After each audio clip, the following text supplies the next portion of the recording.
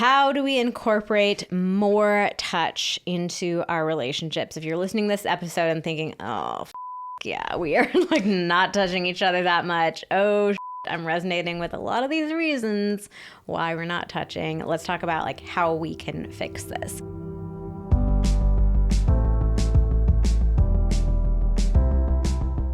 Hello and welcome to the Pillow Talks podcast. We're your hosts, Vanessa and Xander Marin. I'm a sex therapist with over 20 years of experience. And I'm just a regular dude. We share the ups and downs in our relationship while giving you step-by-step techniques for improving yours. Make sure you subscribe for your weekly double date full of totally doable sex tips, practical relationship advice, hilarious and honest stories of what really goes on behind closed bedroom doors, and so much more. It's the sex education you wish you'd had. Today we're talking about something incredibly simple, but also surprisingly complex. Touch. Oh, my favorite. I know it is your favorite topic. So whether it's like a lingering hug, a gentle squeeze, even just holding hands, touch is one of the most powerful ways that we connect with our partner. But the sad reality is that most of us are living in touch-starved relationships where we're just not touching each other all that much. We're kind of ships passing in the night. And a lot of us are craving more of that physical affection from each other, but also not really knowing how we get back there. This topic was actually inspired by this upcoming challenge that we're working on for our community, Deeper. We are doing a sensual touch challenge. Oh. So we've been getting super excited about this. We'll tell you a little bit more about it at the end of the episode, but we've been planning out all of this incredible content to help couples like explore touch more. And we realized there's also a lot of foundational stuff to go over around like why are we in the places that we're in right now, or we're feeling like we're just not touching each other very much. We're missing that connection. So we decided to make this podcast episode about it. And we also are going to give you, our listeners, an absolutely free exercise to start exploring touch in your relationship at the end of the episode. So lots of good stuff coming up today. So first, what we did is we asked our audience if they wished their partner touched them more. And 47% said, yes, I want more touch. Mm-hmm. But we also gave a second option, which was, I'm happy with the amount of touch, like currently, but I want better touch. Oh. 37% of people said yes to that. So between those two categories, that's 84% of people saying they want more touch or better touch in their relationship. So it's only 16% of people that are like, I'm good or I want less. Yeah, which is wild if you think about it. Like only 16%, that's absolutely nuts. So let's talk a little bit about why touch is so important. Because I think touch is one of those things that because it's so simple, it's just like, you know, just reach out and touch your partner. Like we tend to overlook all the importance and the value of it. Yeah, we kind of take it for granted or don't even consider like, oh, maybe this is something I need to put a little bit of an effort into. So the first thing is that touch creates more emotional connection. Like I think we think of touch as just this purely physical thing, but there absolutely are emotional elements to it as well. Like when we touch each other, it fosters this sense of closeness and intimacy. It builds a sense of safety and trust between partners, especially non-sexual touch, which we will talk about a little bit more a little bit later. And even chemically, like when we touch each other, it releases oxytocin, which is known as like the bonding hormone, the love hormone, which is the specific hormone that helps us feel closer and more connected to our partner. Yeah, I mean, I think if you want proof of that, all you got to do is look back to the very beginning of your relationship. Like when in your current relationship or any relationship that you've had, it's, you know, very often it's those, you know, the first couple of weeks, couple of months, like you guys can't keep your hands off of each other. And, you know, I remember like, you know, when we would hold hands or something, it would feel like, you know, like I'm like lighting up all over my body. It feels so good. And it's like the shortcut to emotional connection and just intimacy in general. And then it's like somehow we kind of forget that later on in our relationship. Touch is also incredible nonverbal communication. Like there's so much that we can communicate with our bodies. Like we can show support, empathy, desire, reassurance, appreciation, like the whole range of emotions. I mean, it calls to mind for me, like Those moments when your partner, like, there just aren't the words for it, but like you give each other a hug, you know, it's like what you're going through is so big, so overwhelming, so intense, but like all you can do in that moment is just like hug each other. I mean, that happens outside of romantic relationships too. Like, let's say your friend is telling you something just like so, you know, so difficult. You're going to have that instinct to just like reach out and give them a hug. So it's really important, nonverbal communication. It can also be validation and affirmation. Oh, yeah. I think touch is what makes us feel seen, valued, and loved by each other. I feel very validated when you hug me, especially unexpectedly. What does that feel like? It's like, oh my God, she really loves me. Not okay, but like, not. I realize as I say that, it sounds like what I'm saying is I doubt that she loves me, and then when she hugs me unexpectedly, then all of a sudden I'm like, oh yeah, she really does. But no, it's just like I mean, I guess it's like the flip side of me saying it's easy to kind of take touch for granted. I think that it's also easy. You've been in a relationship for so long, you've been married for so long. It's kind of easy to take for granted, like, you know, the fact that your partner loves you. It's like, well, of course they love me. You're not really thinking like, oh, how amazing is it that this person is in love with me? And it's like in those moments, for me, it's just this little reminder of like, oh yeah, she's really into me. That's cool. That's cool. That's pretty cool. Touch also differentiates you from being roommates. So like, of course we touch, we touch our friends, we touch our other loved ones, but I think there is a special way with our romantic partners that we touch each other. That it's like what you were talking about earlier, that like can't keep our hands off of each other feeling. That's just that excitement of being able to touch each other. And that's part of what makes a romantic relationship feel so different and unique. Yeah, no, I want to be really clear about when we're talking about can't keep your hands off of each other.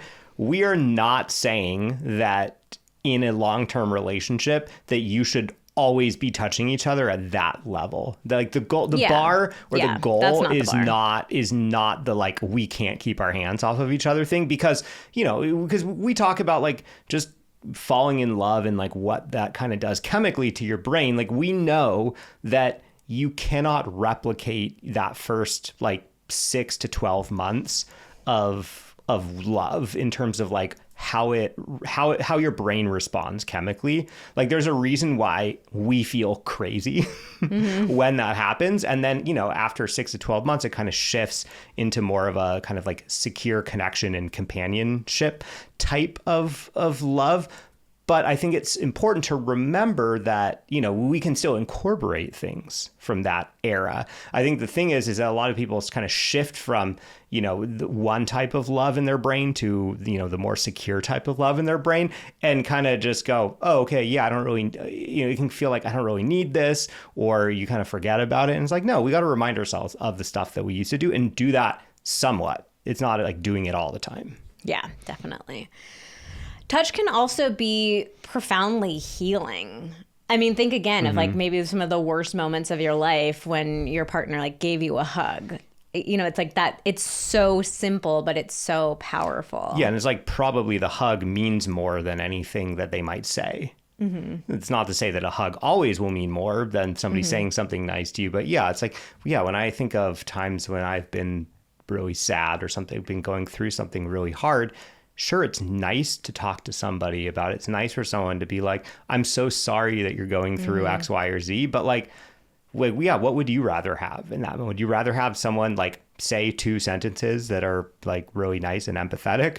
Or would you rather have someone hug you for 30 seconds that you really care about? I mean, I'm going for the hug. Yeah, for sure. And even like, obviously I gave an extreme example, but even in those smaller moments of like, after conflict, you know, a lot of us will like give each other a hug to process it and move on. That's like kind of the final step of like, okay, give me, you know, we're over it. All right, give me a hug, that kind of thing. We're touching each other again. Or also, if you've experienced any sort of boundary violating touch in the past, like being with a partner who feels like your safe space, who feels like, you know, you can accept touch from them, and maybe it's even in some of the places that used to feel really triggering to you, you know, being able to like experience touch that feels safe again is such a healing experience for so many people. Touch also greatly contributes to building desire, of course. Yes. You know, that's a great way for us to like start to get more excited, more in the mood, more ready for intimacy. I mean, I think especially people who are responsive sex drive. Exactly. So many of us think that the pattern is supposed to be like you get turned on and then you go be physical. But for people who have responsive desire, it's the opposite. Like you need some physical contact first in order to start feeling desire. And I think when being touched by your partner helps you feel desired and wanted by your partner. Like if you and your partner are in a rut or a dry spell where you've been going a long time and they're not even touching you, like you're not going to feel desired by them. And you're probably going to feel a little bit like sad or anxious about that. Like, why aren't they not even touching me? Right. So it gives us that sense of like feeling desired by our partner. It's also stress relief. Like I mentioned oxytocin earlier. Oxytocin can really help lower our stress levels. And it just feels good to like have a little bit of, you know, a little cuddle, to hold hands, to have a hug. Like it just helps stress of the day just like wash over us and release. And it just plain and simple feels good. Yeah. Which is a reason that we overlook far too often, you know, just this idea of like if something feels good, it's worth doing. It's valuable just because there's pleasure in it. Yeah, I think we struggle with this. Americans struggle with this, our sort of puritanical roots and like, oh God, well, it's just hedonistic. Yeah, no, it's like, worth doing. No, if it feels good, things, it's worth doing. Yeah, things feel good for a reason in life. We got to talk about hydration because if you're like most people, you are dehydrated, my friend. And that's why we need to tell you about Cure. Cure is the cleanest way to hydrate, made with clean ingredients, zero added sugar, just giving you pure hydration without any of the junk. They have really amazing flavors. So if you're somebody who knows, like, I need to be getting more water, but I just can't drink water, it's so plain, I don't like it. Like, there's so many flavors: berry pomegranate, strawberry kiwi, lemonade, watermelon, tropical punch, blood orange, and lime. Xander likes making a little concoction with the lemonade and some matcha tea, right? Yep. I'm going to go make one right after this. He literally, before we started recording, was like, oh, man, I need some Cure. I started doing the ad for Cure, and I'm like, oh, I need that Cure matcha. Man, it's so good. And they come in these super convenient little packets. So just toss a anywhere. couple in your bag, toss them in the car. Like you can have a little hydration anywhere you are. Hydration goes beyond just drinking water. It's also about replenishing the electrolytes that we lose through sweat, sleep, alcohol, and daily activities. Water alone is just not enough to do the job. That's why you need to try Cure, the electrolyte drink mix that tastes as amazing as it makes you feel. For Pillow Talks listeners, Cure is offering 20% off your first order. Stay hydrated and feel your best by visiting curehydration.com/pillow and using promo code PILLOW at checkout. That's curehydration.com/pillow and use code PILLOW for 20% off your first order. I was so excited when Wild Alaskan reached out to be a podcast sponsor because I had really been wanting to eat more seafood. Like, we all hear how healthy and nutritious fish is for us, but I've struggled with finding high quality, sustainable seafood. And that really just resulted in us like not eating that much of it. So we decided to try out Wild Alaskan. We asked them to ship us some products first so we could make sure it was something that we felt comfortable endorsing, because that is of the utmost importance to us. We always try out the products before we recommend them to you guys. And we were so excited when we got this huge box of fresh fish delivered straight to our door. We got sockeye salmon, coho salmon, Pacific halibut, Pacific cod, and Pacific rockfish too. Like, this was a real treasure trove of fish. And we've been slowly going through all the different varieties, and they have all impressed. It's delicious. This is really good seafood. Wild Alaskan seafood is 100% wild caught, never farmed. That means there are no antibiotics, GMOs, or additives, just clean, real fish that supports healthy ocean and fishing communities. They're nutrient rich and full of flavor. The fish is frozen right off the boat to lock in the taste, texture, and nutrients like omega-3s. And it's sustainably sourced. It's wild caught from Alaska. And every order supports sustainable harvesting practices. Yeah, not only is it frozen straight off the boat, it is frozen very solid when it arrives to you. It's in a box full of dry ice. Like, it is very impressive. I think a lot of people get this idea of fish delivery, and they worry about like a stinky box. Like, I promise you, this box, it is frozen solid, so well packed. You're going to be so happy with this. Yeah, I think my favorite so far has been the Pacific halibut. Yeah. You can try it risk-free. They have a 100% money-back guarantee. They'll give you a full refund, no questions asked.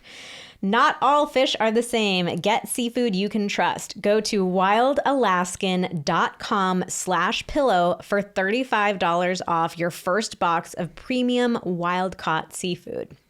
That's wildalaskan.com/pillow for $35 off your first order. Thanks to Wild Alaskan Company for sponsoring this episode. Okay, so if there are so many incredible benefits to touch, and like honestly, we could keep going, but I didn't want to like belabor the point too much. But if there's so many incredible benefits to touch, then why are we not doing it more often in our relationships? And I have something really funny that I want to share here. So I had meant to post something on Instagram asking if you're in a touch-starved relationship, like send us your story. Like, we want to hear a description of like, what does it feel like right now? But we ran out of time before doing this episode. I couldn't do that. And so I thought, you know what? I'm going to go to Vanessa AI, our custom chat bot that we've built for our Deeper members. And I'm just going to ask it to like write me a description, like from the perspective of a man married to a woman who's longing for more touch in their relationship. He's feeling touch starved in their relationship. And Vanessa AI spit out some poetry. I mean, Vanessa AI knows what she's talking about because she's talking to our Deeper members every single day about stuff like this. So, I mean, she's got her ear to the ground, she really does, about, what is going on with our community. Yeah. So I'm going to have you read it because I asked for it from the perspective of a man, because we do hear about feeling touch starved more often from men in relationships.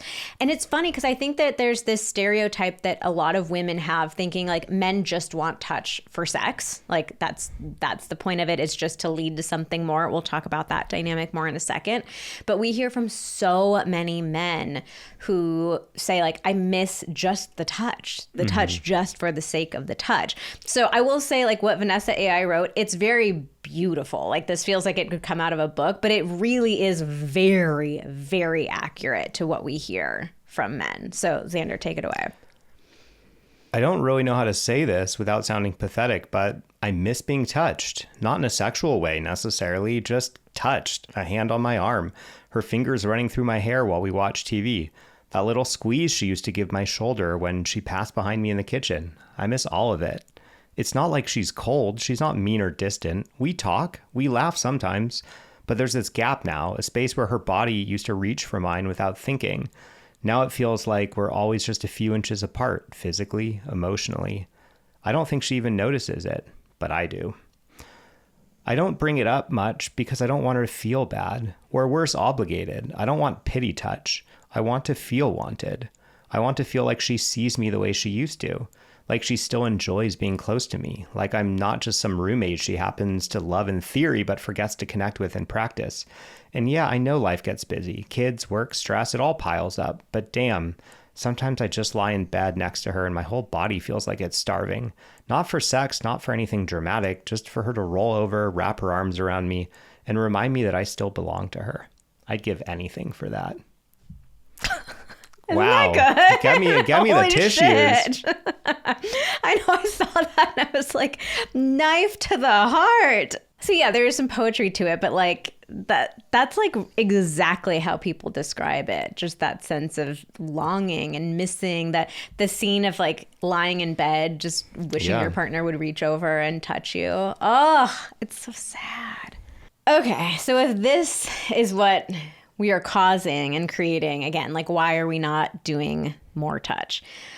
the first reason that I want to talk about is simply that we just forget about it. Like, there's very often not some nefarious reason. It's not like we're trying to punish each other, like in the middle of some horrible conflict. Like, we just fucking forget.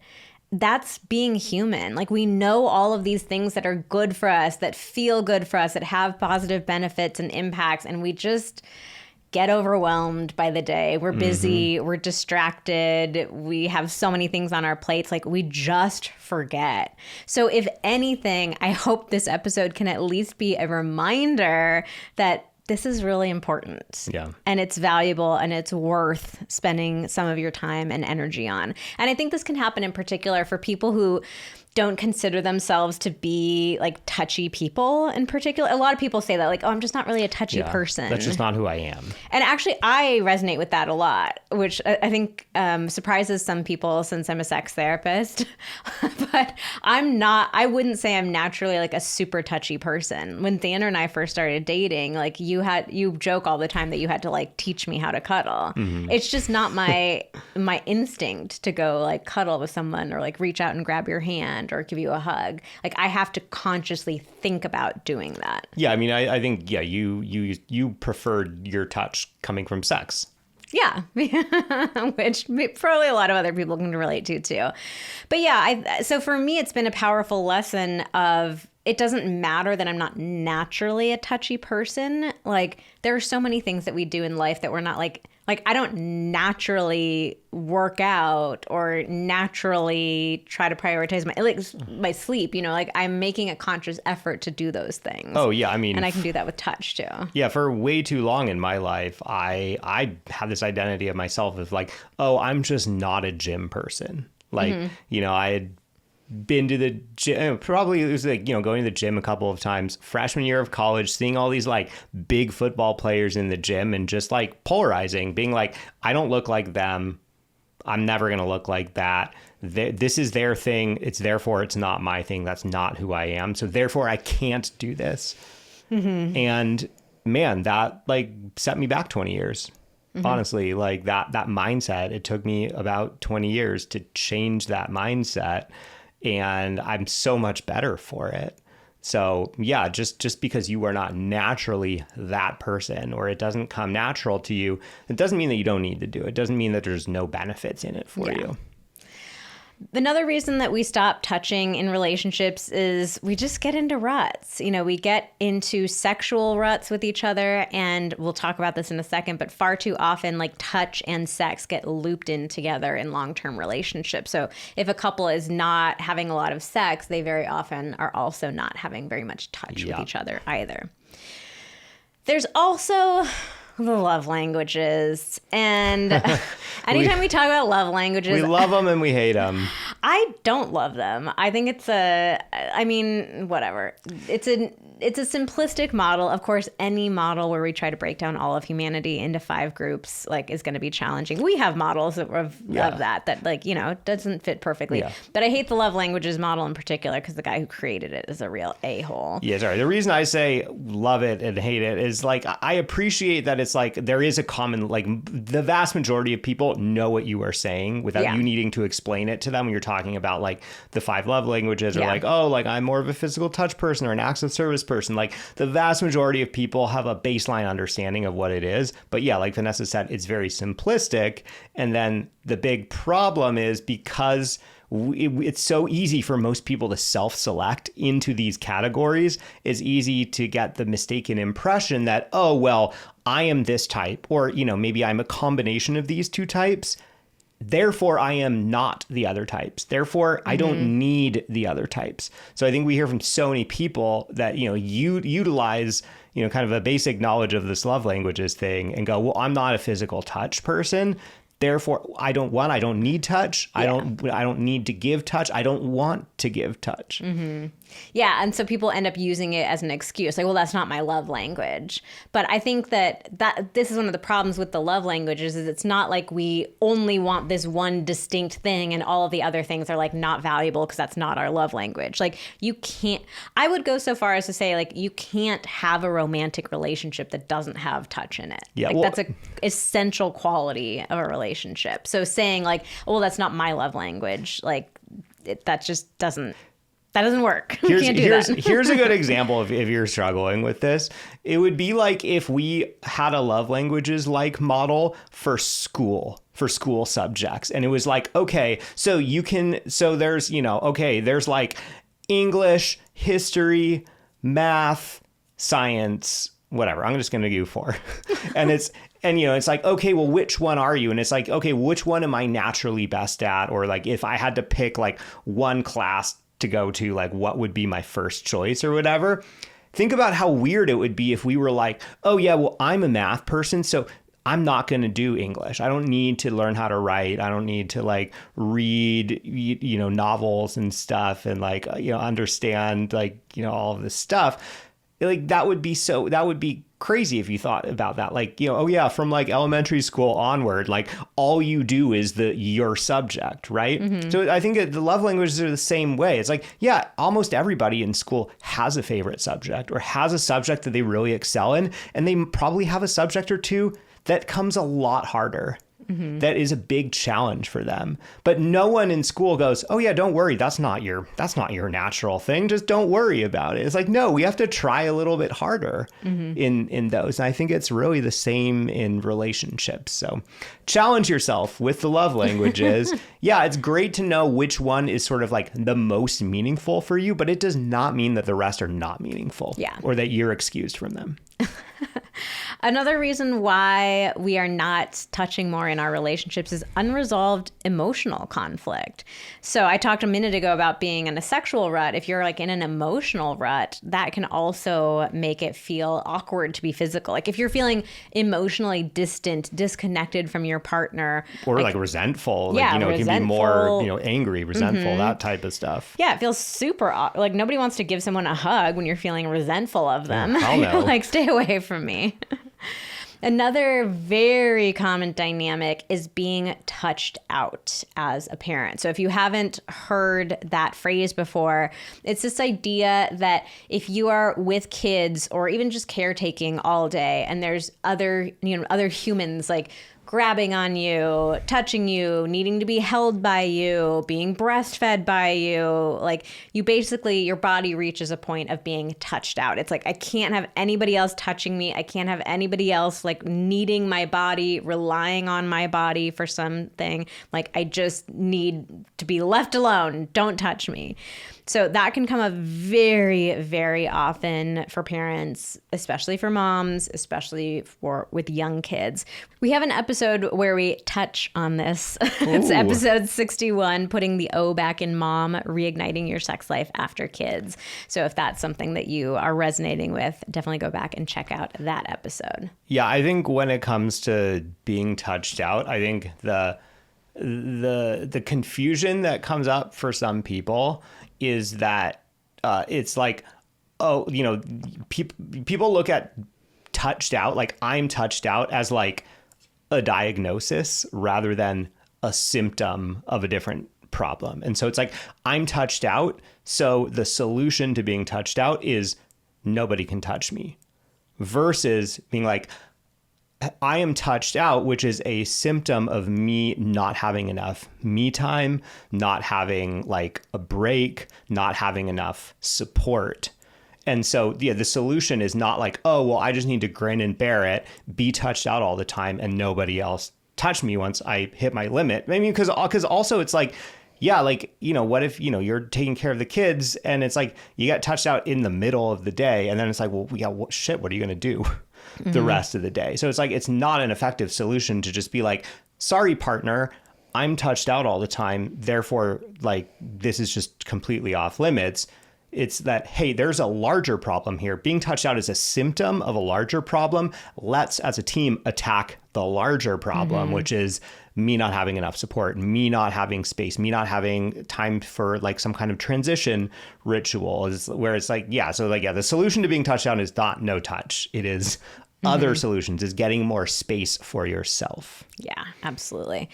Another very common dynamic is unwanted touch. Ah, yes. We have a whole deep dive episode on this one. It's episode 122, Don't Touch Me Like That, Confronting Unwanted Touch in Your Relationship.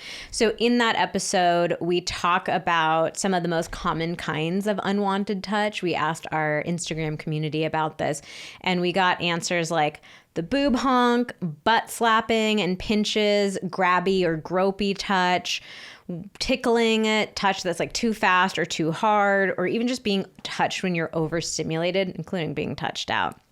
So that's a great episode. We cover like a lot of different scenarios there, from, one extreme of like your partner repeatedly touching you in ways that like you've told them you're not okay with, down to like more of like simple misunderstanding types of things where your partner thinks they're being cute or jokey, or like this is this thing that you guys do, but actually you really don't like being touched in that way. Yeah. But the bottom line with this one is, if your partner is touching you in ways that you don't like, or has had like a long history of doing that, then of course you're going to find yourself like pulling away from touch, avoiding touch, like even avoiding your partner a little bit. So there can be a lot of dynamics that get wrapped up in that one. Yeah, I mean, this one's kind of similar to being touched out, where it's like, if this is something that is coming up for you, the solution is not avoiding touch. The unwanted, like, because I think a lot of people make the shortcut, oh, my partner just is bad at touching me or touches me in gross ways, therefore we just shouldn't touch. And it's like, no, the unwanted touch is a symptom of a bigger thing of like, hey, we are not talking about the ways that, that we would like to touch each other, and stuff that feels good and stuff that doesn't feel good. Mm-hmm. And finally, I want to talk about making all touch sexual. So unfortunately, this is one of the most common dynamics that comes up in relationships. We start to make this association that touch is supposed to lead to sex. And that can lead to so many like negative and harmful patterns. So if you feel like touch is supposed to lead to sex, you're naturally going to start pulling away from your partner's touch in moments when you're not feeling open to sex. And especially if you're somebody who has a responsive sex drive and doesn't understand how responsive desire works, like you're going to pull away from their touch more and more and more. And it really can get to this point where it creates something that we call the bristle reaction. We have a whole episode on this too. It's episode 212, the bristle reaction, what it is, how it happens, and what you can do to fix it. So that talks about like when you literally can feel your body bristle when your partner tries to touch you. It's like you're recoiling from their touch. And it can be this very confusing experience because, you're like, I love this person. This is my partner. Why am I having such a strong reaction to their touch? And it's really because you've created this association in your head that you feel like it's supposed to lead to more. So that's a really, really important dynamic for couples to dismantle in their relationships. Yeah, touch can lead to sex. It absolutely can. Mm-hmm. But I think that, when we have that pattern that currently in our relationship, we only touch in the lead up to sex, it's like we got to break that pattern. We got to be having a lot more non-sexual touch until we get to that point where we are able to just enjoy touch for touch's sake. And I think once you can really get to that point, then all of a sudden touch can start leading to sex again. Once we start being like, oh yeah, this is enjoyable. Let me enjoy this. And then very often we're both partners are like, yeah, this is enjoyable. Like, let's take it up a notch. This episode of Pillow Talks is brought to you by Alloy Women's Health. I have been learning a lot lately about menopause. I'm probably in early perimenopause, so that time is coming, and I'm hearing about some of the really frustrating things that can come with this season of life. Problem sleeping, hot flashes, brain fog, weight gain, decreased libido. And you know what? I don't want any of that. So that's why I'm super excited that one of our podcast sponsors is Alloy.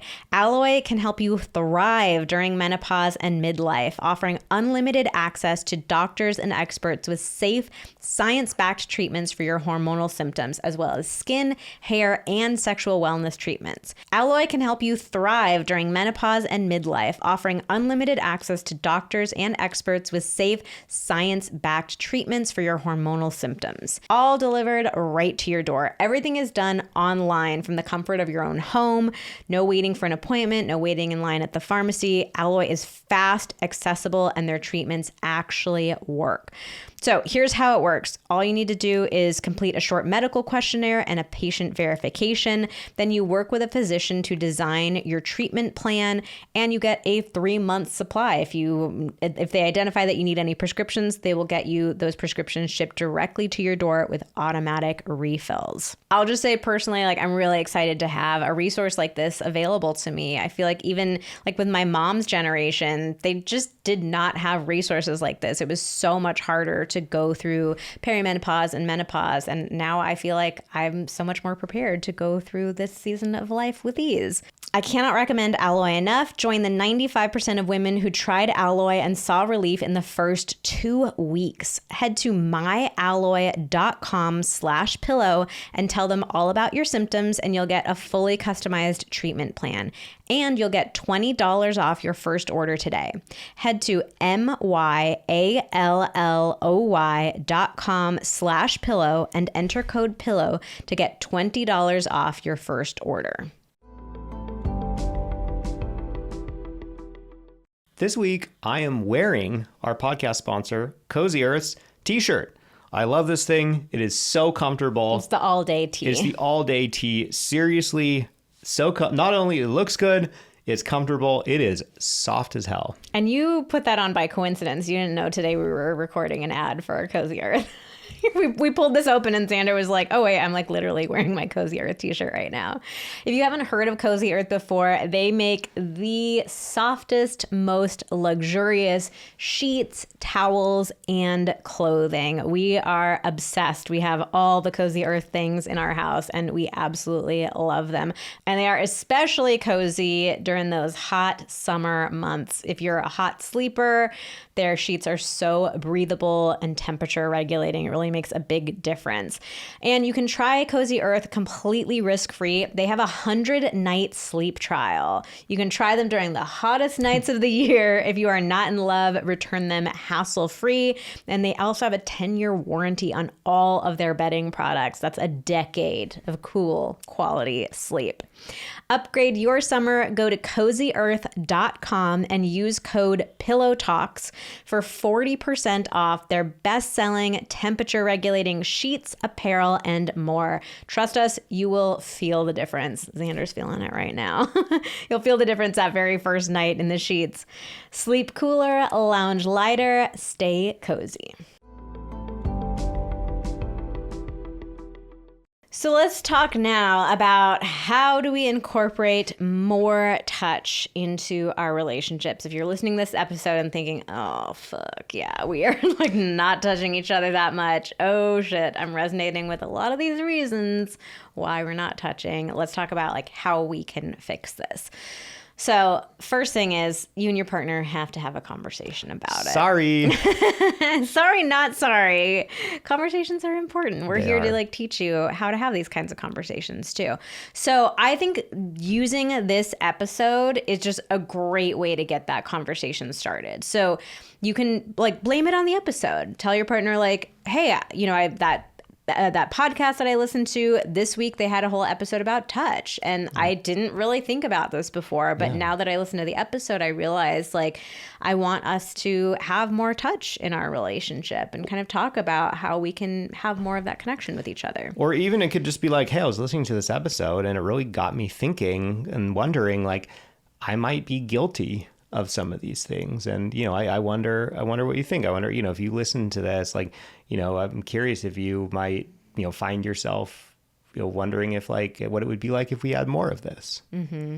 And of course, like you can then use the episode to any specific dynamics that have come up for you. Like, let's say you're touched out, like you can, talk about that specifically. You can go listen to that podcast episode that talks about that in more detail, but like use this episode as a way to open up the door with your partner. You can also set an intention with your partner to add more touch into your day. And I think it's really useful to create rituals around it. So it's easy to tell yourself like, okay, I want to touch my partner more. We should do this more. You're going to forget it. Like you might do it for 1 or 2 days and then you're going to forget it. Like that's just human nature. It doesn't mean you don't love your partner. It doesn't mean you don't care. It just means we are forgetting machines. So if you can create some sort of ritual around it, like something that you do at a specific time or in a specific place, something that like kind of ties it together, that can make it so much easier to remember. So I'll give you a few examples. Like we have a little ritual at night where we like cuddle with each other. We have like some skin to skin connection. It's just this thing like every night, that's what we do. So there's that connection that's built in. We've created a ritual around it. We also are really intentional about when we say hello and goodbye to each other, like we always give a kiss, and a hug. A kiss usually. And a hug. Yeah. So if you use these natural times in your day, and you can pick totally different things. Maybe you want to do it first thing in the morning. Maybe you want to do it like as you've had your cup of coffee together. Maybe every time you pass each other in the hallway. Yeah. But like creating something that you can like tie it to so that you remember to do it. We also would encourage you to be more direct when you are initiating sex because of that tendency that so many of us have to tie touch into sex. That happens because we're not talking openly about sex. We're like initiating sex in these roundabout ways where it's like nobody's saying anything, but you both know exactly what's going on. Like your partner comes up behind you and, has their hand on your shoulder and there's this lingering touch and you're like, I know what you're doing. Just like, it gets really frustrating. So if you can be more direct about when you're initiating sex, then that can help you guys like actually relax in the times when you're just trying to touch. And you can also be more specific and clear when you just want touch too. Like you can say to your partner like, hey, I just want to cuddle right now, or like, I just want to hug right now. But I think having some sort of language to talk about when I'm wanting just pure non-sexual touch versus when I'm wanting sexual connection. Yeah, because then you're building that trust with your partner that when, they learn to trust that, I initiate sex verbally when I want, when I say I want sex, that's when I want sex, not like when I'm touching you, like it's not going unsaid. Mm-hmm, exactly. And I think that in the vast majority of relationships, initiation, some amount of the time, from partially to all the time, is going unsaid. There are things that partners want that they are not saying, and it's the worst feeling being on the other end of that. I mean, like that happens to us occasionally with all kinds of things where it's like, I'm pretty sure there's something that you want to say, but you're not saying it. And that's just a catch-22 position to be in. Mm-hmm. It's like, you don't want to call them out and be like, oh, you're thinking X, Y, and Z, but then just kind of being like, okay, cool, everything is cool. Like that doesn't work either. All right, another tip is go for maximum bang for your buck. So we are all about being practical here. Mm-hmm. I know we're all busy, we're all overwhelmed, we have a million things on our plate. We want to give you guys the tools and tips that are going to have the biggest impact for the smallest input. So there are 2 things in particular that I want to call out: the 30-second hug and the 6-second kiss. We have great research showing that these are the specific timeframes our bodies need to release oxytocin, the love hormone, the cuddle hormone. And what I love about these is that they're so fast. Like who doesn't have 36 seconds in their day to connect with their partner? You can even do them at the same time, like hug and kiss. Just 30 seconds. It's so fast. But yeah, 30-second hug, 6-second kiss can make all the difference in the world. And finally, discover your partner's favorite kinds of touch. So I mentioned this a little bit when I was talking about unwanted touch, that there actually are so many relationships where we are having misunderstandings about the kind of touch that each other actually likes. This happened in our relationship. I think I told this story in that unwanted touch episode, but I used to tickle Xander. And I used to think that that was like this really fun, connecting, silly, goofy thing that we do. Like I would tickle him and he would get really worked up, and it was like so, fun and funny. And eventually Xander had to tell me, like, I hate it when you tickle me. And I felt so guilty about that because like I didn't know, I hated that he felt so uncomfortable. It was like really sad to hear him sharing that with me like later. And it was like, it was a genuine misunderstanding that I thought it was something that you enjoyed. Yeah, I know. It's so tough because it's like, I didn't want to hurt your feelings. I didn't want to hurt your feelings. I wanted to be cool and like everything was good. But, but then I would also be like saying, but it was also tricky because it was like, I would be saying stop in the moment, but I would also be like laughing hysterically because I was being tickled. And so it probably felt like it was a little game that I was playing, and it wasn't. So we learned from that one. Yeah. So I think so many relationships like are experiencing something similar where you don't realize that your partner actually like really doesn't like the way that you're touching them. And I think in a lot of relationships, touch does feel very vulnerable. Like it is really intimate to touch your partner. So I think oftentimes we resort to doing these more like jokey kinds of touch with each other, like the tickling or like, but just, I don't know, being a little bit immature about it because it feels a bit easier to initiate that way. We also tend to do that around initiating sex, like using this kind of immature, silly type of touch. So being able to discover like how your partner actually likes to be touched in like a real, vulnerable, intimate way is so powerful. So this is where our absolutely free resource comes into play. We have an exercise that we created for you. It's actually something that we did ourselves and had a very interesting experience with. That it's a very simple exercise. It doesn't take a ton of time, but it's going to help you reflect on how you like to be touched. It's going to help you learn your partner's favorite ways of being touched. It's a great conversation opener. Just makes this whole process feel so much easier. It is such a great place to start, and the best part, it's totally free. So we are going to link that for you in the show notes. If you're watching on YouTube, we will put a link for that in the description. So definitely check that out. Now, that being said, if you start doing this exercise and you're like, okay, there could be two options. One is you're like, whoa, that was really fun. That was really valuable. Like, I want to learn more. I want to go deeper. I want to keep exploring. Or you might, I just want to prepare you, you might have the experience of like, whoa, this is actually something that I am not quite sure how to explore. Like there are some questions in there that you might feel uncertain about. And again, that's what touch is all about. Like it seems so simple, but it's also very profound and complex and shockingly so. So you might have this experience of like, I'm not sure how to answer that. So either way, whatever kind of experience you have, we also wanted to tell you about a really exciting next step from there, which is our sensual touch challenge that we're doing within our community Deeper. We are so excited about this challenge. We've been working on this for a while. Yeah, and it is really, really fun. So it's a 4-week interactive experience, and throughout these 4 weeks, you're going to get guided through 8 specific types of touch. Like very interesting, very exciting, very fun, a little sensual, a little pleasurable, like just really specific fun things to do. Because when it comes to touch, like I think a lot of us want more idea. Like there's the obvious stuff. Yeah, I know how to give you a hug. I know how to hold your hand. But when you really think about like what kind of touch is going to feel very sensual to you, very pleasurable to you? What are the specific places to touch, the specific ways to touch? And this is some of our favorite kind of content. Like we love getting into the nitty gritty of stuff. We hate generic advice like, no, just touch each other more often. Okay, great. But like, what do I do? So we decided to come up with this challenge to help you explore like 8 specific types of touch that we have tested ourselves.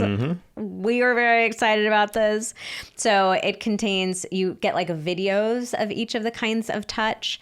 There's a workbook, there's practice prompts that go along with it. It's really exciting. And it's more than just the physical contact. It's also about presence, play, relearning how to enjoy each other without pressure. It's just very, very exciting. So if you're already a Deeper member, you will find the Sensual Touch Challenge within Deeper. If you're not a member yet, hey, this might be your sign that it's time to join, because Deeper is so freaking cool, and we're really building something over there. Like, we're still in the early stages of it. It's amazing as it is, but we are continuing to like refine it and add new stuff to it. So if you haven't ever heard us talk about it before, Deeper contains access to almost all of our most popular guides and courses, things like our Ultimate Foreplay Guides, Ultimate Sex Guide, The Art of Initiation.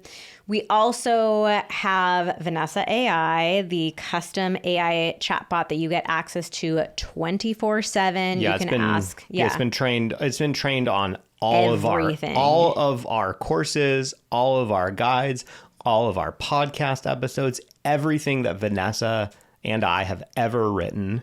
It's literally, like, in many ways, it is better than our brains, because our brains forget things. I don't remember every single thing that we've written or said, but Vanessa AI, she does. Yeah, and you can ask her anything. She'll help guide you through things. And I mean, she can be anything. Like, she can give you ideas for date nights, things to talk about at date night. She can give you a customized plan to get out of your rut. She can help you practice how to say something vulnerable to your partner. So you get access to her, and you also get access to double dates, like live double dates that we do, where we cover different topics every month.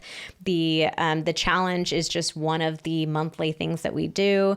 And there's even our 5 keys to everyday intimacy. There's a quiz where you get to figure out what is the key that is most lacking in your relationship right now. And you get this custom content that helps you rebuild that section of your relationship with, again, very practical, simple, like maximum bang for your buck type of activities. So it's amazing. We are so excited about this. And we've got an incredible special for you. Pillow Talks listeners get 25% off their first month by using the code PILLOW at checkout. That's 25% off your first month with the code PILLOW at checkout. So all you need to do is head to vmtherapy.com/touch to join us. And we all kick off on July 7th. All right, that is all for today's episode of Pillow Talks. Thank you so much for listening. Join us again next week. We release new episodes every Thursday.